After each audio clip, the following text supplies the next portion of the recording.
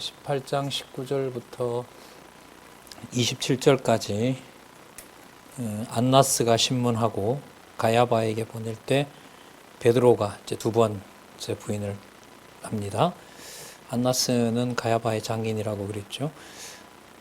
대제사장이 여기서는 안나스입니다. 예수에게 그의 제자들과 그의 교훈에 대하여 물으니 예수께서 대답하시되 내가 드러내놓고 세상에 말하였노라. 모든 유대인들이 모이는 회당과 성전에서 항상 가르쳤고 은밀히는 아무것도 말하지 아니하였거늘 어찌하여 내게 묻느냐. 내가 무슨 말을 하였는지 들은 자들에게 물어보라. 저희가 하던 말을 나의 하던 말을 아느니라. 이 말씀을 하심에 곁에 섰는 하숙 하나가 손으로 예수를 쳐 가로되 네가 대제사장에게 이같이 대답하느냐 하니 예수께서 대답하시되 내가 말을 잘못하였으면 그 잘못한 것을 증거하라. 잘하였으면 내가 어찌하여 나를 치느냐 하시더라. 이건 하나님 뜻에 정해진 걸까요? 안 정해진 걸까요? 정해진 것이면 영광 받으신 걸까요? 수치를 당하신 걸까요? 이걸 영광으로 아버지의 뜻이 이루어진다는 것을 우리의 심장과 우리의 머리로는 이해를 할 수가 없습니다. 안나스가 예수를 결박한 그대로 대제사장 가야바에게 보내니라. 시몬 베드로가 불을 쬐고 있었고요. 사람들이 묻습니다. 너도 그 제자 중 하나가 아니냐? 베드로가 두 번째 부인합니다. 나는 아니라 하니 대제사장 종 하나는 베드로에게 귀를 베어버리운 사람의 일가라. 두 번째 경우였네요. 가로되 내가 그 사람과 함께 동산에 있던 것을 내가 보지 아니하였느냐? 내가 봤다. 이에 베드로가 또 부인하니 곧 닭이 울더라. 아까 대제사장 종의 손찌검을 당하고 베드로가 두 번, 그리고 전체 세 번 부인한 이 사건이 아까 예수님께서 17장 1절에 얘기하셨던 창세전에 아버지께서 나를 영화롭게 하신 일이 지금 이렇게 영화롭게 된 성취 사건이 맞습니까? 예. 아버지께로 가시는 귀천 상황에 일어나는 사건들입니다. 마태마가 누가에서는 이런 맥락으로 되어 있지 않죠. 이 상황에서 그 현장을 봤을 때 아버지의 영광으로 절대로 이해할 수가 없습니다. 그것은 곧 그리스도가 약속하신 진리의 영, 보혜사 성령께서 오시지 않으면 본인이 약속했던 바들을 도저히 제자들과 그 이후의 자녀들이 이 현장이 이제 계속 재현이 되거든요. 사도들도 거의 다 순교하고 많은 핍박당하고 히브리서 같으면은 막 엄청나게 무서운 고난들이 다가오고 이게 90년, 95년에 쓰였으니까요. 380년까지니까 앞으로 300년 기간이 이 요한복음 기록된 이후에 300년 기간이 기독교 대박해 기간입니다. 우리 선배들도 오셨지만 그 지하의 카타콤으로 계속 이제 지하를 파내려가면서 이제 그 로마 교회, 로마 박해가 시작되는 현장이었고 거기에서 과연 하나님 살아 계시느냐라고 하는 그런 현장에서 진리의 보혜사 성령이 보호하지 않으면 도저히 예수님이 수치당하는 이 현장을 아버지께 영광이 된다라는 것으로는 절대로 이해를 할 수가 없는 겁니다. 그 깊이를 창세전에 맞추어서 깨닫게 하시는 내용이 성령께서 오셔서 기록하신 성경 전체 기록이라고 보시면 되겠죠. 거기에는 어떤 인간적인 좋고 나쁘고 유분리의 그런 판단들이 개입할 여지가 전혀 없어지는 겁니다. 자, 계속 이어집니다. 유대인들이 가야바에게서 이제 빌라도에게로 끌고 가서 고소합니다. 죽여달라고 하죠. 저희가 예수를 가야바에게서 관정으로 끌고 갑니다. 로마의 그 사령부로 데리고 가는 거죠. 그리고 이 사람들은 들어가질 않아요. 유대인들은. 왜냐하면 유월절이 내일 유월절이기 때문에 그 유월절에 잔치에 참석하고 또 안식일과 연관되고 하니까 들어가질 않습니다. 그리고 그러므로 빌라도가 그들이 있는 곳으로 나가서 얘기를 합니다. 왜 이 사람 고소했느냐? 대답하여 가로되 이 사람이 악행을 하지 않았으면 우리가 당신에게 뭐하러 데려왔겠느냐. 31절에 보면 너희들 법이 있으니까 너희들 법대로 해라. 31절 중간에 유대인들이 가로되 우리에게는 사람을 죽이는 권한이 없다. 죽여달라고 데려왔다. 그를 죽이도록 허락해달라. 이건 여러분 32절에 답이 나오죠. 이는 예수께서 자기가 어떠한 죽음으로 죽을 것을 가리켜 하신 말씀을 응하게 하려 함이니라. 이방인의 손에 의해서 십자가에 죽으셔야 됩니다. 그 법을 이루기 위해서 지금 정해놓으신 이 사건들이 전체 이루어지는 겁니다. 역시도 그리스도가 17장에서 기도하신 영광 받으시는 것과 연관이 된다는 것이고 우리의 이해로는 미칠 수가 없는 성령께서 깨닫게 해주실 때만 가능한 진리임을 또 한번 확인합니다. 빌라도가 신문한 후에 죄가 없는 것을 백성에게 공포하고 죄가 없지만은 풀어줄 수가 없습니다.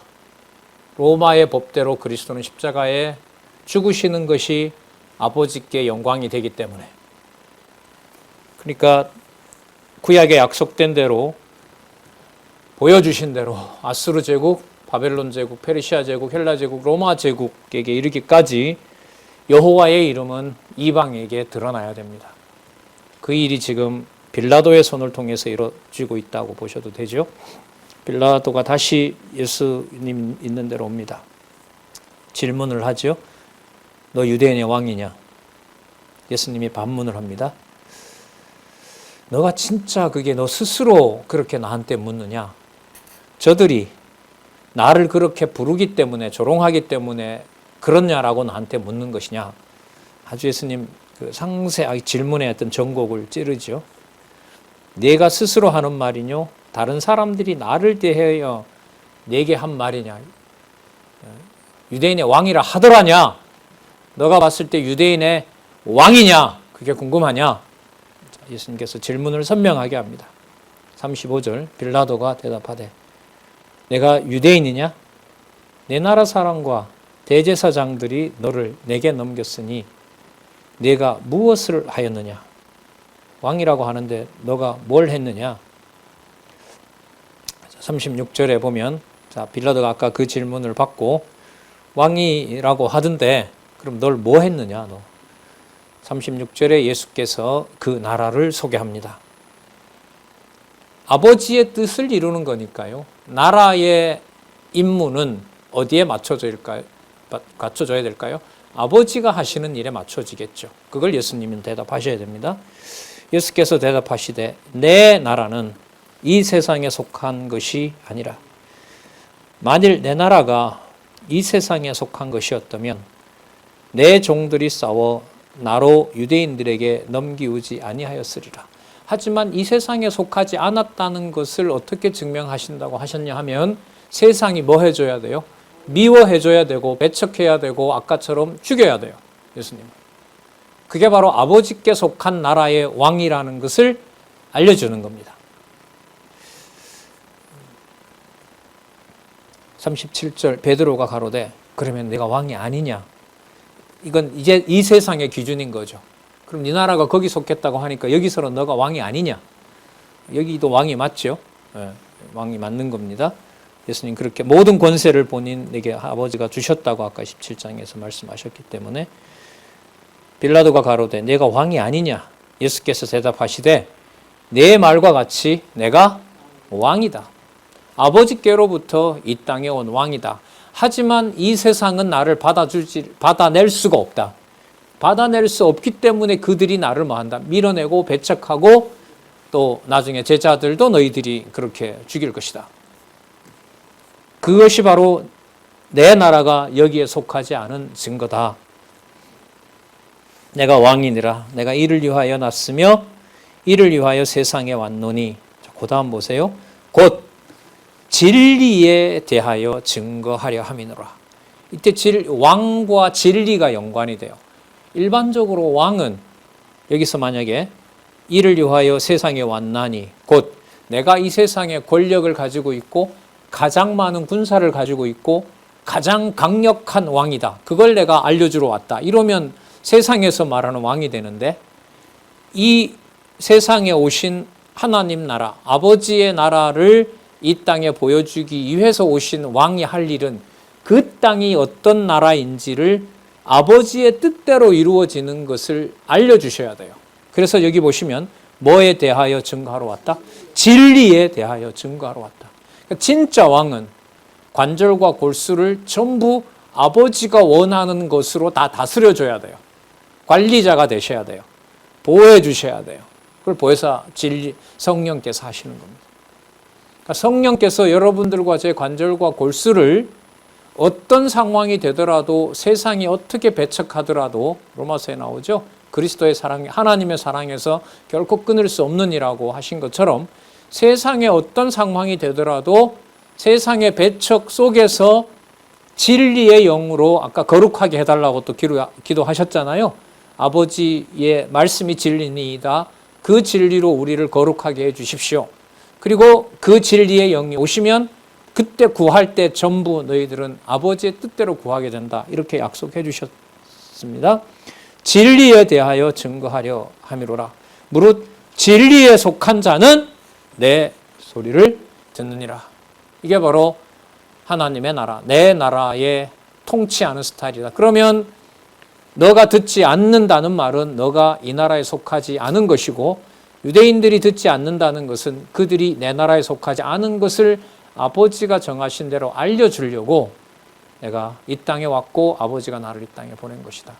그래서 여러분 교회가 진리 전파를 하게 되면 그 진리에 속한 자라면 그 진리를 듣고 하나님의 통치를 받는 것이고요. 그렇지 않는 자는 그 진리에 대해서 대적을 합니다. 대적하는 결과는 어떻게 드러나냐 하면 대적받는 자들이 아버지께 속한 자임을 확인해 주는 겁니다. 말이 좀 무서울 텐데요. 아까 요한계시록 22장 11절대로 교회 역사가 순교의 역사라고 해도 과언이 아니잖아요. 우리도 들어올 때부터 150년 전에 그 다음에 말씀 전하는 그 토마스 선교사부터 죽었으니까요. 순교했으니까요. 그리고 일제시대 때, 그 다음에 6.25 때, 그리고 여러 또 정치적 혼란기에 다른 나라도 마찬가지고요. 그 모든 역사 속에 요한계시록 22장 11절 말씀대로 불의한 자가 더러운 자가 자기의 더러운 일을 하면 할수록 거룩하고 깨끗한 자가 누군지가 드러난다는 것이고 유대인으로 말하면 14만 4천이고 그 다음에 허다한 이방인의 무리가 바로 새하늘과 새 땅 거룩한 성 예루살렘을 기다리고 있는 거죠. 진리가 선명한 만큼 피 흘리기면서 투쟁하는 바로 그 히브리서에 약속된 말씀이 이제 우리의 미래를 기다리고 있고 또한 그 진리의 투쟁 속에서 아버지의 선택한 자녀로 거룩한 백성임을 하나님께서는 증명하시겠죠. 이미 그렇게 한국교회 역사가 시작됐고 미래 역사가 어떻게 준비된지는 모르겠사오나 하나님이 준비하셨사오니 아버지의 이름이 거룩해지는 것은 세상으로부터 배척을 당하는 진리 증거가 반드시 일어난다. 이걸 우리가 또 한번 생각해 보겠습니다. 무릇 진리에 속한 자는 내 소리를 듣느니라 하신대 빌라도가 가로되 진리가 뭐냐? 도대체 진리가 뭐냐? 이 말을 하고 다시 유대인들에게 나가서 이르되 나는 그에게서 아무 죄도 찾지 못하노라. 무슨 뭐 황제를 거역하거나 세상에 반란을 꾀하거나 뭐 이렇게 해야 되는데 진리라고 얘기를 하니까 가르치는 내용에서 또 무슨 가이사에게 뭐 반역을 한다든지 이런 내용이 아니거든요. 그냥 이해할 수 없는 얘기들을 전하는 그 내용을 가지고 빌라도 기준에서는 총독 기준으로서는 로마법으로 쉽게 말하면 기소해서 죽일 수가 없는 거예요. 그러나 하나님의 정하신 대로라면 정하신 것은 반드시 로마법에 의해서 십자가에 반드시 죽으셔야 돼요. 그러니까 이거는 누구 마음대로 죽는 것이 아니다라는 거죠. 빌라도가 그리스도를 죽인 게 아니라는 거죠. 빌라도는 오히려 풀어주고 싶어 하죠. 그러나 그게 자기 마음대로 되는 게 아닙니다. 39절입니다. 6월절이면 내가 너희에게 한 사람을 놓아주는 전례가 있는데 내가 유대인의 왕을 너희에게 놓아주기를 원하노라. 자, 40절에 보시면 사람들이 소리를 지르죠. 이 사람이 아니라 바라바를 놓아라. 근데 그 바라바는 강도라. 하나님의 아들은 강도 취급을 당하고 강도는 무죄방면을 하고 세상 기준으로 보면 이렇게 억울하고 불공정한 경우가 어디 있습니까? 그러나 하나님 나라에 정하신 하나님의 일은 그런 의미에서 이런 의미에서 그 다음에 빌라도는 풀어주고 싶어하고 그럼 당연히 예수님이 풀려나야 되는 일인데 아버지께서 아버지의 영광스러움을 드러내시는 것은 우리의 이해와 우리의 상식으로는 결코 이해할 수가 없는 진리, 거룩한 진리라고 우리가 또 한번 확인할 수가 있습니다. 그 다음에 이제 십자가에 못 박혀 운명하시는 내용이 19장에 나옵니다. 여기 나오죠. 빌라도가 신문하고 놓으려 했으나 백성의 요구대로 재판합니다. 정하신 대로 아버지께서 정하신 대로 당신이 17장에서 기도하신 대로 가셔야 됩니다. 자, 이에 빌라도가 예수를 데려다가 채찍질을 하더라. 자, 2절에 보면 군병들이 가시로 면류관을 엮어 그 머리에 씌우고 자색 옷을 입히고 앞에 와서 가로되 유대인의 왕이여 평안할지어다 하며 손바닥으로 때리더라. 다시 또 손찌검을 당하시죠. 여러분 이 로마법의 채찍질은요, 그 사형 수임을 확정하는 거예요. 그래서 지금 이게 백성들은 죽이라고 하기 때문에 빌라도는 이 뜻을 거역할 수가 없어요.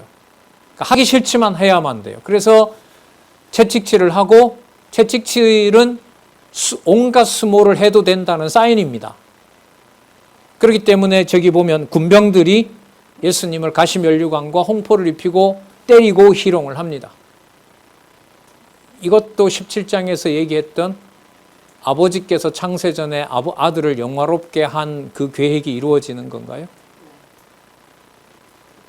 전 안 믿어집니다. 상식적으로 증명을 할 수가 없습니다. 도저히 이건. 여기만 이런 권위가 있을까요? 성경 전체 권위가 그럴까요? 전체 권위가 성령께서라고 하는 성령의 권위, 곧 성경의 권위, 그걸 또 한번 이제 생각을 합니다. 자, 군병들이 빌라도가 희롱을 하자, 그 다음에 군병들이 예수님에게 모욕을 주는 겁니다. 그러나 빌라도는 예수를 그렇게 자기도 채찍질하고 자신의 부하들이 예수를 희롱하지만 빌라도의 마음은 예수를 뭐 하고 싶어요?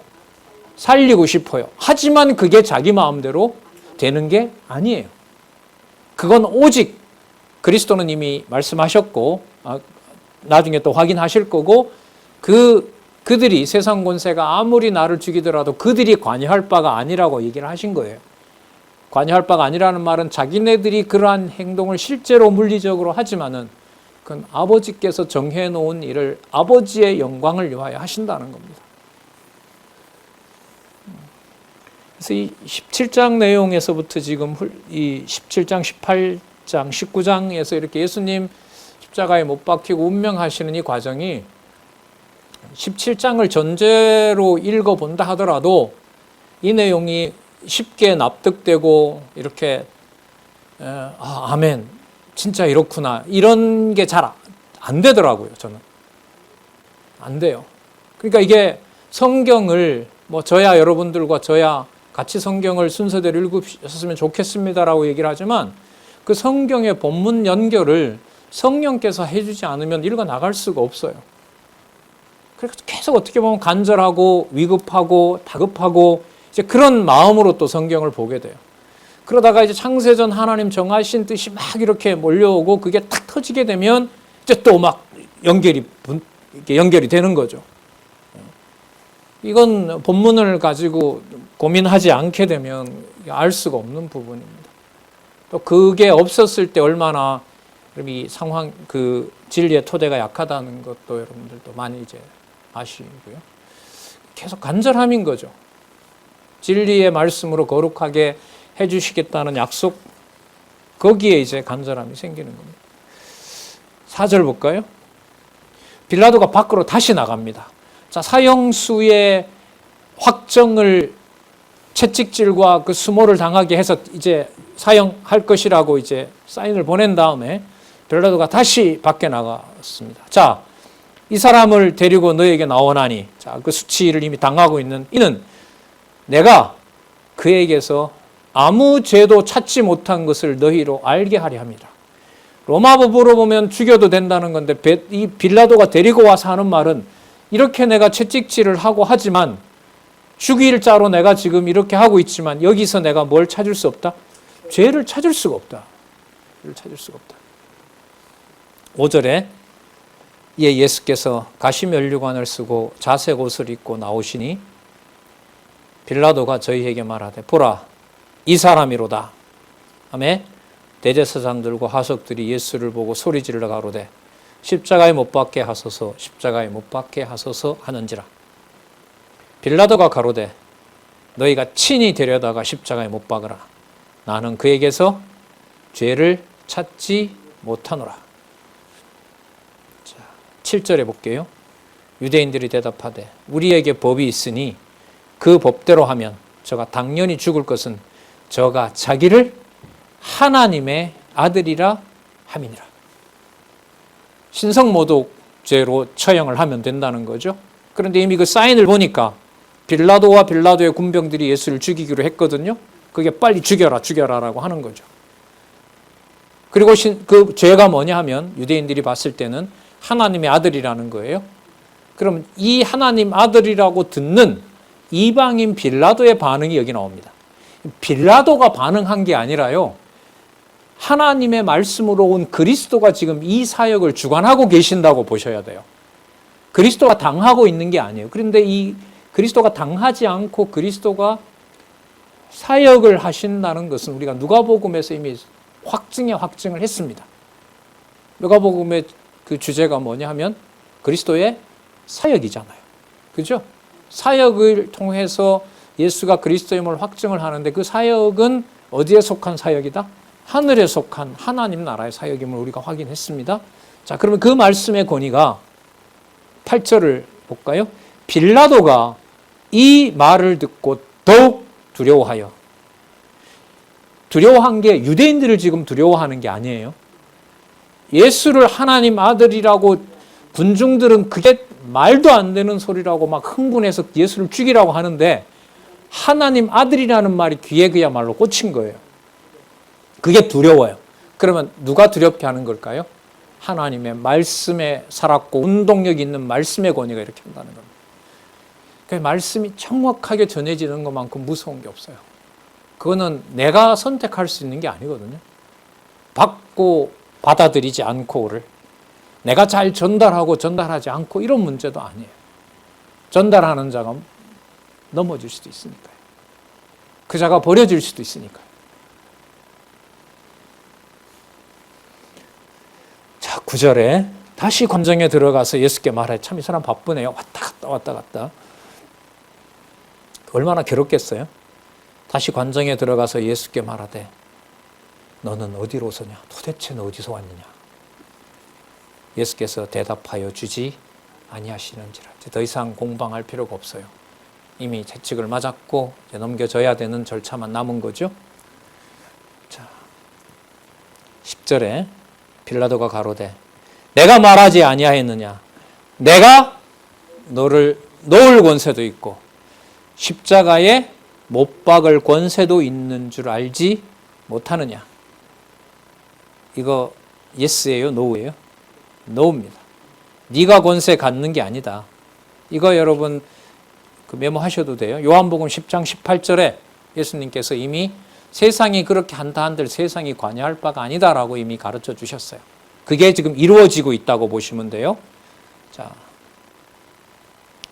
11절은 그러니까 요한복음 10장 18절에 가시기 전에 제자들에게 약속하셨던 말씀이 이루어진다고 보시면 돼요. 대답을 한번 보겠습니다. 예수께서 대답하시되 위에서 주지 아니하셨다면 하늘에 있는 권세 세상에 오신 왕임을 소개하는 겁니다. 자신에게 아버지께서 주지 아니하셨으면 나를 해할 권세가 없다. 그러면 누가 주신 일이 이루어지고 있다? 아버지께서 주신 권세를 너는 할 뿐이다. 한다고 다 선이 되는 건 아니다. 악한 자는 심판받는다. 가룟 유다 경우에 대해서 이미 설명을 하신 거죠. 그러니까 그리스도가 그 십자가에 달리시는 것은요, 심판주의 자리에서 하나님의 선과 악을 선언하시는 거, 재판하신다고 보시면 돼요. 그게 들리신다고 설명을 한 거예요. 요한복음에서는요, 앞부분에 위에서 주지 아니하셨다면 너를 해할 권세가 없었으리니 그러므로 나를 내게 넘겨준 자의 죄는 크니라 하시니라. 여기에 나오네요. 나를 넘겨준 자가 아버지의 뜻을 행한다 하더라도 그게 죄에 대해서는 아버지가 용서하지 않는다. 그러니까 하나님께서 정해놓은 선과 악을 하나님께서는 엄격하게 집행하시는 거예요. 그런 의미에서 원수 갚는 것이 우리에게 있지 않다라고 하시는 거죠. 12절에 이러함으로 빌라도가 예수를 놓으려고 힘썼으나 참 감동적이고 갸륵하죠. 뭔가 이 로마 법으로 봐도 그렇고 이게 다 하나님 말씀의 능력이죠. 두려워서 이를 죽이는 일에 관여하고 싶지 않지만 하나님의 정한 뜻은 이방인의 손에 의해서 반드시 죽어야 되거든요. 예수를 놓으려고 힘썼으나 유대인들이 소리질러 가로되 이 사람을 놓으면 가이사의 충신이 아니니이다. 참 사악함이 극에 달하죠. 너 가이사의 충신 아니다. 두 왕을 섬기려고 하느냐 이런 거 아니에요? 황제가 둘이냐 너는? 로마의 문화를 갖다가 몰아붙입니다. 무릇 자기를 왕이라 하는 자는 가이사를 반역하는 것이니이다. 빌라도가 이 말을 듣고 이러다가는 자기가 빌라도의 가이사의 황제의 반역자가 된다는 그게 두려운 거죠. 예수를 끌고 나와서 박석, 히브리 말로 가바다라는 곳에 재판석에 앉았더라. 여기서 이제 예수를 넘겨주는 거죠. 예수님을. 자, 이날이 6월절의 예비일이고요. 때는 제6시라고 나오죠. 6시 오전 6시라고 보시면 돼요. 예수님이 6시 9시에 돌아가시니까요. 십자가에 달리시니까. 그리고 오후 3시에 운명하시고 이렇게 되죠. 시간들이 이렇게 나와 있습니다. 6시라 빌라도가 새벽이네요. 유대인들에게 이르되 보라 너희 왕이로다. 너희 왕이로다. 저희가 소리 지르되 없이 하소서 없이 하소서 십자가에 못 박게 하소서. 빌라도가 가로되 내가 너희 왕을 십자가에 못 박으랴? 빌라도는 계속해서 지금 뭐라 그래요? 왕이라 그러죠. 너희 왕이라 그럽니다. 왕이라 그러고 십자가에는 가이사에게 반역하면 죽게 되기 때문에 신변의 위협을 당하기 때문에 예수를 안 넘겨줄 수는 없고 마음으로는 예수님을 뭐 하고 싶고 살리고 싶고 그러나 그 두 가지 중에 선택을 자기가 원하는 대로 할 수는 없어요. 답은 17장에 아버지가 아들을 영화롭게 한다는 것밖에 답은 없어요. 여기에는. 그리고 그 답은 진리로 거룩한 자들만 깨달을 수가 있어요. 그래서 절박함과 간절함과 이 진리로부터 벗어나지 않기를 우리로서는 이 말씀을 읽으면서 이 절박한 심정으로 읽는 거죠. 너희 왕을 못 박게 하소서. 빌라도가 가로되 내가 너희 왕을 십자가에 못 박으랴? 대제사장들이 가로되 가이사 외에는 우리에게 왕이 없나이다. 아예 로마의 황제를 자신들의 왕이라고 칭송을 하면서 빨리 예수님을 죽이고 싶은 거죠.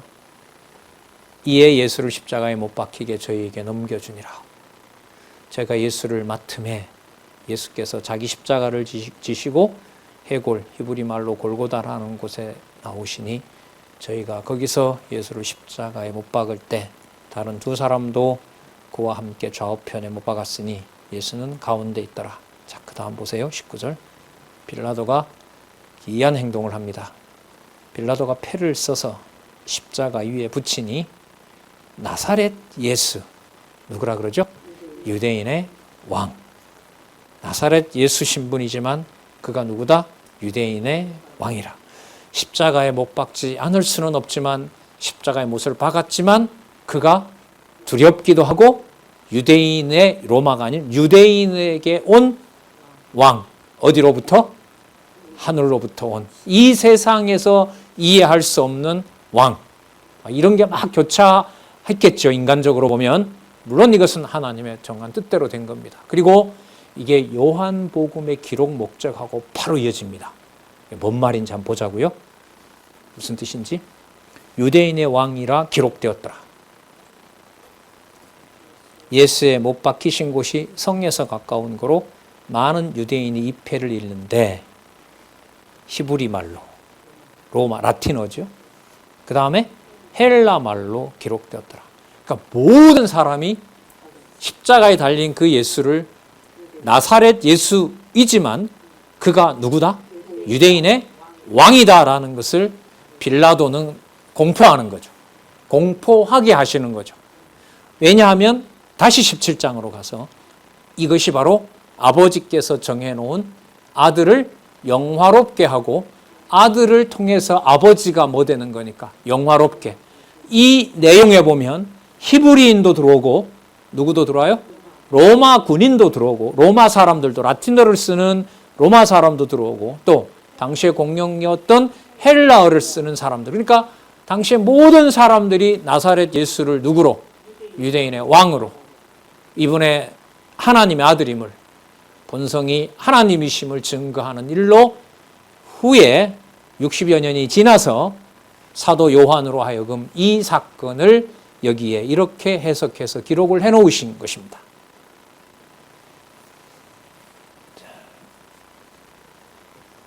히브리와 로마와 헬라 말로 기록되었더라. 최초의 세계 번역어라고 할 수 있습니다.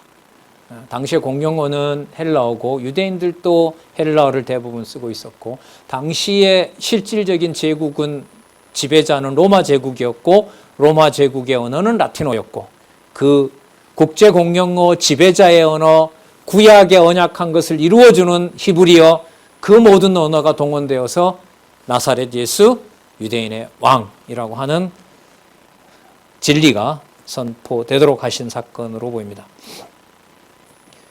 유대인의 대제사장들이 빌라도에게 이르되 유대인의 왕이라 하지 말고 자칭 유대인의 왕이라 하더라. 자기가 저래 부르다가 자기가 십자가에 저렇게 처참하게 달린 것이다. 이렇게 몰아가고 싶은 거죠. 유대인들은. 하지만 그렇게 될 수는 없습니다. 22절에 볼까요? 빌라도가 가로되 나의 쓸 것을 썼다. 나의 쓸 것을 썼다는 말은 어떤 의미가 들어가 있냐 하면 나 그렇게 본다. 어느 정도까지인지는 몰라요. 이제 이 빌라도 보고서라는 게 이제 우리 학교 다닐 때 좀 많이 읽었고 지금도 이제 나와 있는데 돌아가서 황제에게 보고를 하고 이가 바로 그리스도라는 걸로 했다고. 근데 위조됐다 이렇게도 얘기를 해요. 그리고 이 빌라도는 글쎄요. 기독교인에 대해서 복음을 전파했다고 소문이 난 것이 아니고 괴로워서 결국 자살한 일로. 그래서 이 사람들은 예수를 죽이고 괴로워서 자살했다. 그것도 뭐 어디까지나 소문인 거고요. 어쨌든 세상 모든 권력이 힘이 있어서 그리스도와 교회를 핍박하는 것이 아니라 하나님께서 아들을 영화롭게 하셨고 거룩한 진리로 그 진리의 그 선언자로 그리스도를 세우신 것처럼 그리스도의 교회에 대해서 진리로 거룩한 하나님의 백성에 대해서 세상의 어떤 권력도 세상의 그 무엇도 바로 그 진리의 거룩성을 훼손할 수가 없다는 것을 우리는 예수님의 십자가 못 박히시고 또 운명하시는 과정에서 확인할 수가 있습니다. 나의 쓸 것을 썼다 하니라. 그리고 또 언약된 구약의 언약을 이루시죠.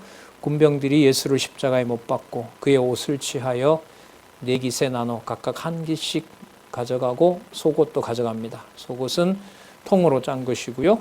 24절 군병들이 서로 말하되 이것은 찢지 말고 누가 얻나 제비 뽑자. 이는 성경에 저희가 내 옷을 나누고 내 옷을 제비 뽑나이다 한 것을 응하게 하려 함이니라. 시편 22편 18절. 그럼 이것도 성경의 내용이 응하여진 거니까요. 아버지께 영광이 되는 일이 많네요. 이런 것까지도요. 사소한 건 아니잖아요. 여러분 교회 생활에 그리스도가 통치하는 교회 생활에 사소한 것이라는 게 따로 있을까요? 없을까요? 단지 진리를 깨닫지 못하게 하니까 저런 일쯤이야. 저런 건 이런 게 속에서 이렇게 인간적인 일로 비춰지지만 지금 이 경우로 보면 옷을 4갈래로 나누어 가지고 속옷은 제비 뻗어서 가져가고 이것도 성경에 응하신 대로 했다고 하니까 이른바 사실로 기록된 교회 역사 또 가정교회 역사 여러분들이나 제가 속해 있었던 진리를 말씀으로 듣게 하시는 모든 이제까지의 과정 그 모든 것이 창세전에 정하신 하나님의 영화로움, 아들의 영화로움을 확증하는 아들도 살아계시고 하나님도 살아계신다는 증거라고 해석하지 않으면 그게 바르게 해석이 될 수 있을까요? 없어요. 그게 어떻게 가능하냐? 어떻게 가능하다면 성경이 깨닫게 되면 성경의 권위로 그게 가능한 겁니다. 그래서 예사롭게 그냥 사람들이 성경을 보는 대로 우리가 볼 수가 없어요. 자, 어디든 모든 것이 하나님의 권위 있는 말씀으로 확증도 해주셨고 참 희한하고 놀라운 시대에 하나님 살게 하십니다. 25절을 볼까요? 25절 응하게 하려 함이라 군병들이 이런 일을 하고 자, 그 다음 보시기 바랍니다. 예수의 십자가 곁에는 그 모친과 이모와 글로바의 아내 마리아와 막달라 마리아가 섰는지라.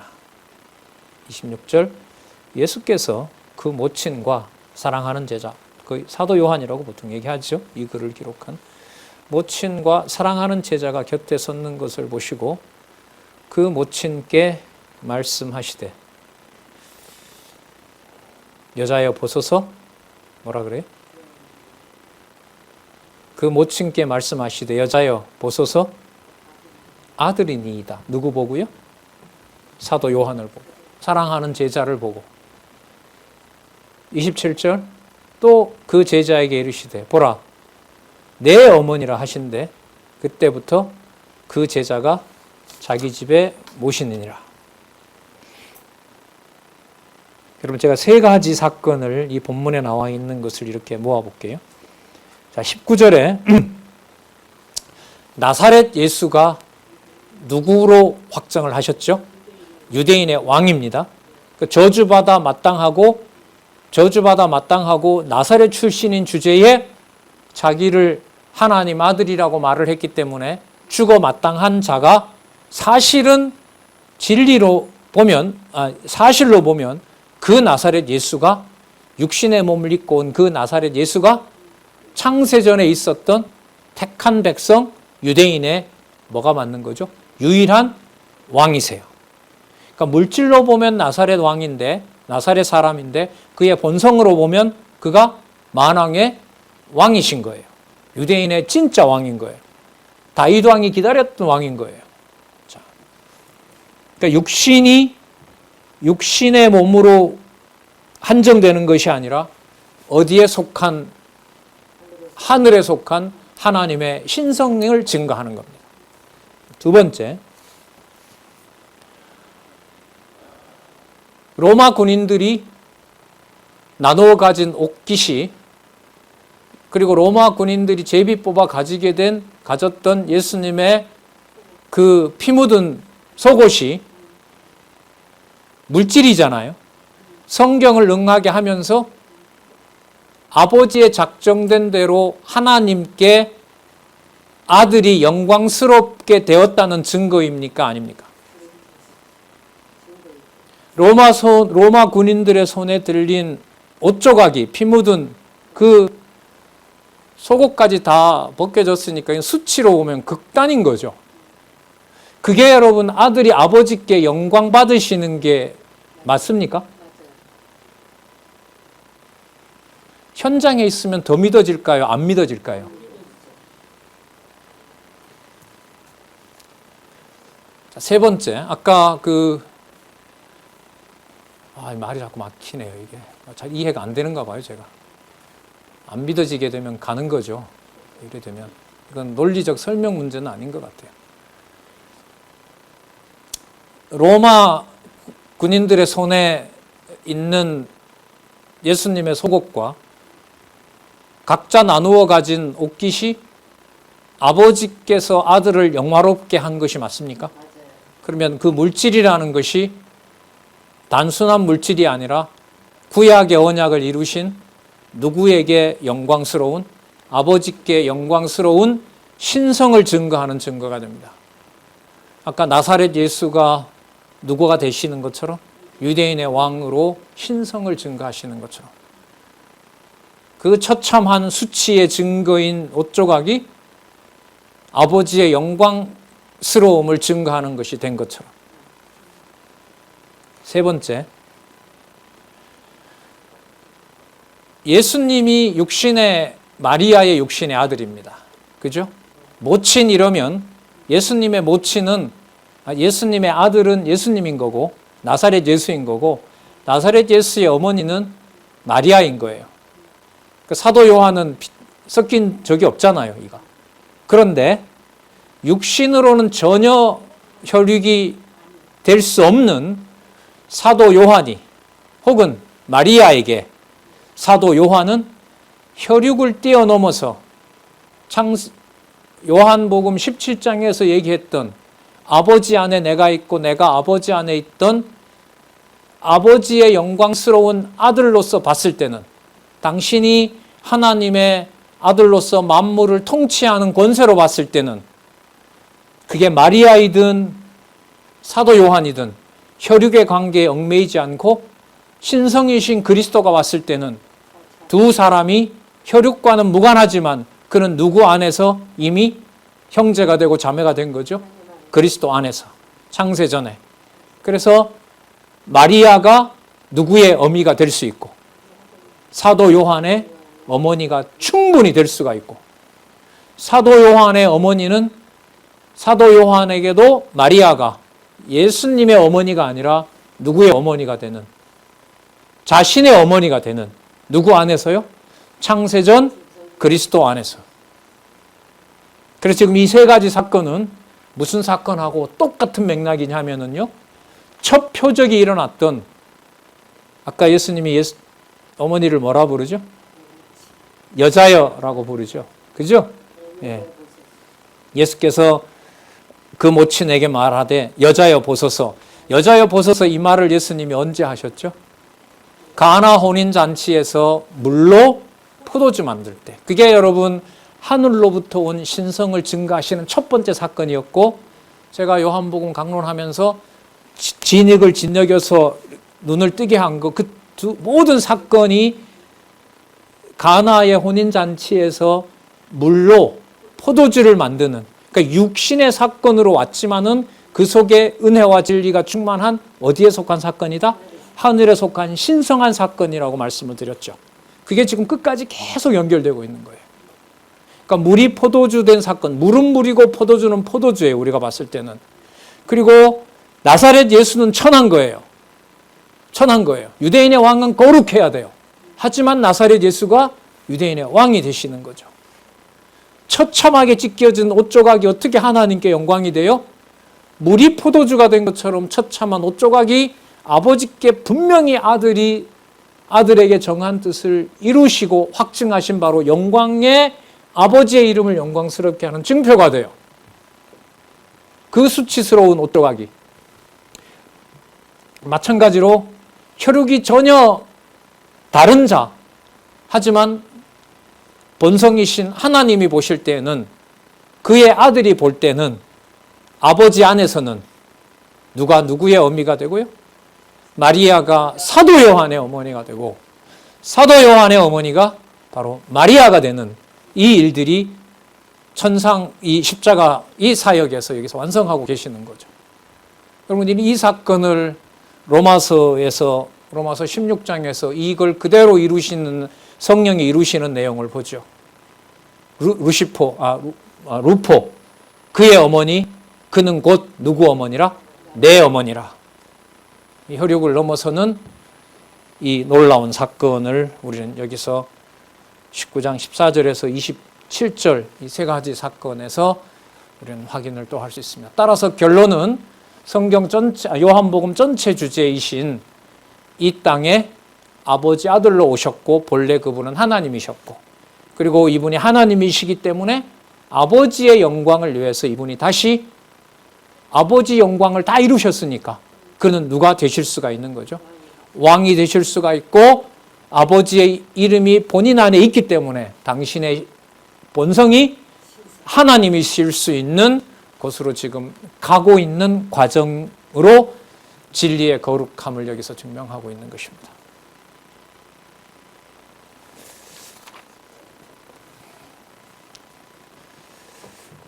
음. 19장 28절부터 37절에 성경대로 다 이루었다며 운명한 후, 자, 성경에 약속한 대로 뼈도 꺾이지 않게 되는, 그리고 찌른 자는 보게 되는 일들이 28절에서부터 37절입니다. 마찬가지입니다. 조금 전에 말씀드렸던 대로 그리스도의 모든 일들은 아버지께 영광이 되는 일로 맞추어서 지금 기록을 계속해가고 있습니다.